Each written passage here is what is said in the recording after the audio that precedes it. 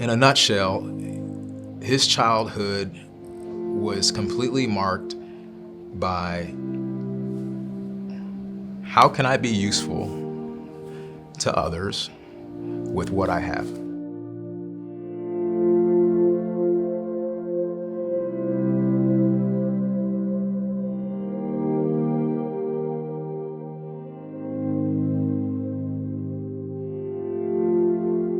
It was the early 1950s in America. Racial prejudice and segregation were often the rule in the workplace, at school, and in daily life.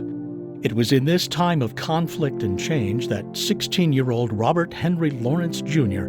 launched himself on a trajectory that would lead him to becoming America's first African-American astronaut.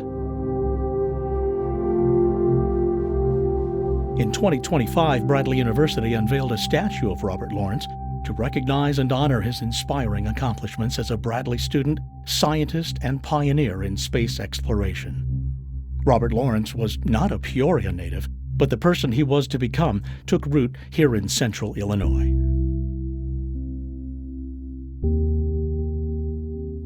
Born in Chicago in 1935, young Robert Lawrence excelled from an early age. He attended Haynes Elementary School in the south side of Chicago, loved chess, and built model airplanes. He graduated from Englewood High School in the top 10% of his class. In the high school yearbook, he said his ambition was to be useful to mankind. He was an avid lover of science and music, trained in classical piano. From a young age, was very passionate about science, and we were told that every Christmas he asked for the newest, most elaborate chemistry set that was available. Robert's athletic abilities as a runner won him a track scholarship at Bradley University. He arrived on campus in 1952, pledged the Omega Psi Phi fraternity, and joined the Air Force ROTC. He chose chemistry as his major and became active in the student chapter of the American Chemical Society.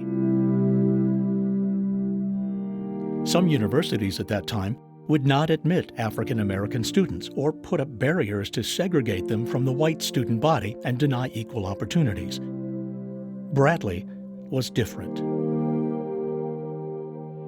I have to say that our department was sort of a microcosm of itself and very supportive of all students. The faculty at that time just saw themselves as put there with a mission to help cultivate the potential of all the students, regardless of race, gender, orientation. By all accounts, Robert saw himself as just another student pursuing his dreams. He was determined, and I think his family had raised both he and his sister to pursue their dreams, and even, in face of adversity. I mean, they were very humble people, but they would not back down from adversity.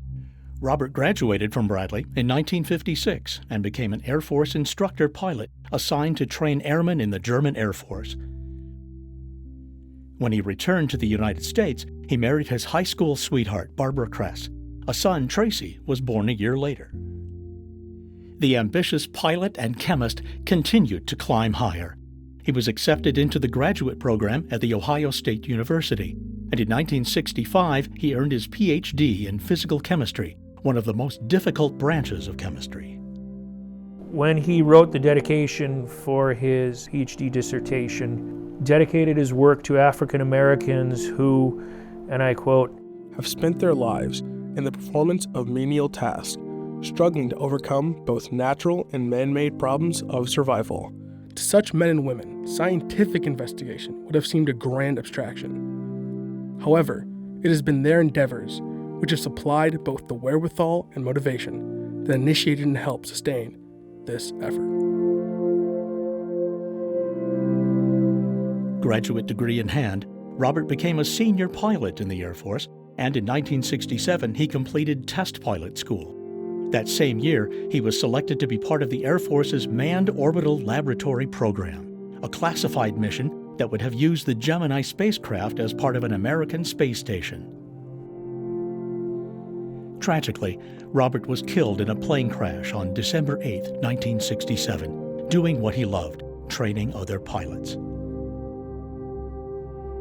The Manned Orbital Laboratory was canceled in 1968, but all of the pilots in Robert's group later flew space shuttle missions. Had he lived, it's likely that Robert Lawrence would have gone into space. NASA later said his accomplishments as a pilot and his flight maneuver data were critical to the space shuttle program. Since his tragic death, he's been honored in a number of ways, and his legacy lives on in many places. He's part of a mural in the St. Louis airport where they recognize space and contributors to space and scientists and astronauts. He also has buildings and lecture halls named after him at ICC, Illinois State University, The Ohio State University, and at Bradley we have a lecture hall named after him. We have endowed scholarships. We've been talking for a few years about how to recognize and truly honor him. The decision to erect a statue in his likeness came about.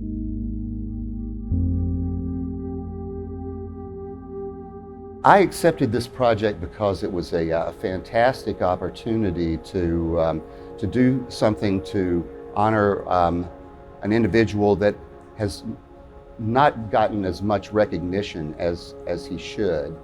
And the fact that the first black astronaut graduated from Bradley University is one of the great examples of what Lydia Moss Bradley wanted our institution to do.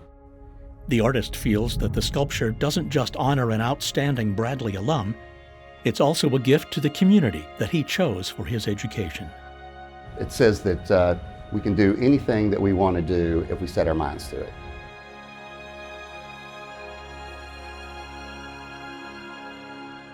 Major Lawrence's legacy is visible across the Bradley University campus. Current chemistry students are surrounded by reminders of his brief but consequential life. He's not just this. He's not just that. Yes, he's America's first black astronaut. He's also the first astronaut, as far as I can tell, that had a PhD in chemistry. But he had these intersections of other things in his life. He was involved with a family. Okay, he had interest in track. He was a Greek. And there's all these different things that come together to make him who he was. Family and supporters lobbied to have Major Lawrence added to the Space Mirror Memorial at the John F. Kennedy Space Center in Florida. He was finally memorialized there on December 8, 1997, 30 years after his tragic death. I'm enthusiastic about spreading the news about him because I think he's a great person. I would have loved to have him as a student in my research lab. I'm so inspired by the stories that I hear from those that knew him, that flew with him, that were what we would refer to as the right stuff pilots, that were white. Having a black guy as their, best friend in a time when you couldn't eat together in a restaurant. Like, it was a completely different world outside than it was inside of that tight-knit group. And I think it's easy for someone in his position to pull out, the ledger and all the wrongs that were done to him, but he didn't do that.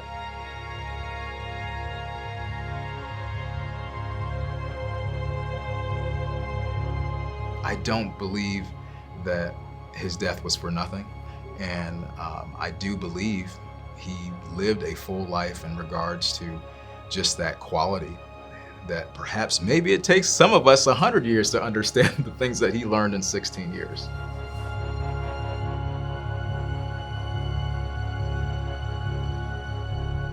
We've come a long way since the 1950s and 60s, but there's still a lot of racial strife and tension, and a lot to be learned. And I think Major Lawrence's story is that we're all humans and we all have dreams and ambitions, and that we should be able to recognize and interact with each other in a respectful way and help each other, lift each other up.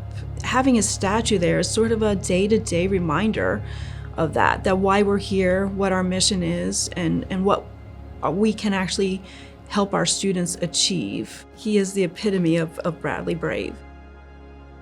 He was always focused. He was always going forward. One of his crew members in the MOL program always said that He walked slow, but he never looked back.